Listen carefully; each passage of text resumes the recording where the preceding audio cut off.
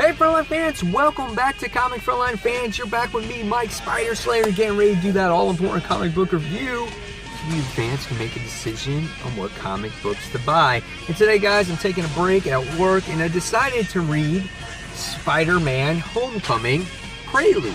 Now, usually I'm not a fan of these Prelude stories because they're just not all there, and I'm just like, how much of a story can they tell before the actual movie comes out? But when it comes to Spider-Man, I couldn't help but to pick it up because, yes, Spider-Man is my favorite superhero.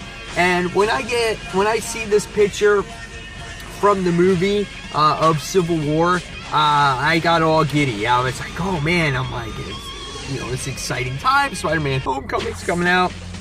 Can't wait to see. And I was curious on what they would do with Peter Parker before this movie would come out. If we would explore his character a little more, if we get to see some things that he did off on the side, wearing his primitive suit, things like that. So I was very interested to see what this was. I actually flipped through the book and I saw, Peter in there in the beginning,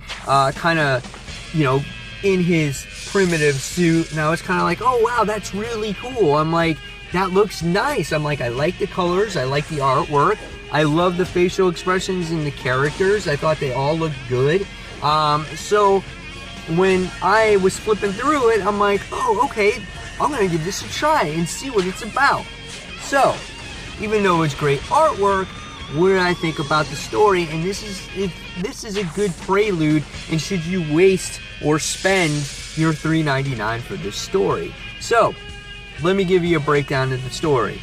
Well, first off, we see Peter just web-slinging, doing this brief little mission off of this bus, trying to save this bus from getting hit. And besides that, you get nothing else different. If you saw Civil War, you're going to get the exact Civil War script. And I was so disappointed with this. I was so disappointed. This is it. This page, and that's it. That's all you get of different material from seeing Peter Parker or Spider-Man in this book. Everything else is right off of the Civil War script.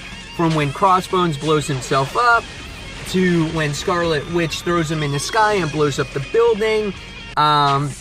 Just very little material. You see his aunt maybe watching TV for a second, but that was really it. Everything is right off of Civil War.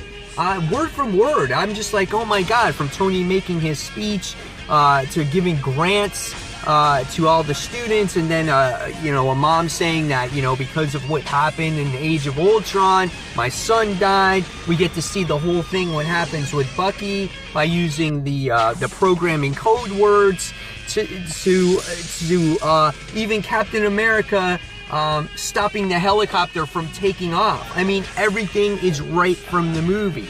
So you get 95% of this comic based off of Civil War. It has nothing to do with really Spider-Man whatsoever. It actually goes to the point where Tony meets his Aunt May, and it's the same exact scene that you saw in the movie. So there's no reason at all to buy this comic book whatsoever. If you've seen Civil War, then you've read this book already. So for me, this was really misleading as to calling it a prelude more than Civil War 2, the comic book. That's really what it said, featuring Spider-Man on there. So in the end, I was really disappointed with this. If you guys went out and bought it, I'm sorry I did not get this review out to you earlier, but if you haven't gone to the comic book store, please do not waste your money on this. It is definitely not worth it. Not even worth a mention to call it a prelude whatsoever. So in the end, I gotta give this book 1 star.